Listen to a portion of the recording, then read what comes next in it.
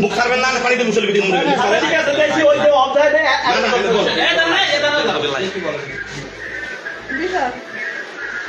হাজি থেকে ভিতরে ভিতরে পাঁচি কেন করে যান মিটিং এ যা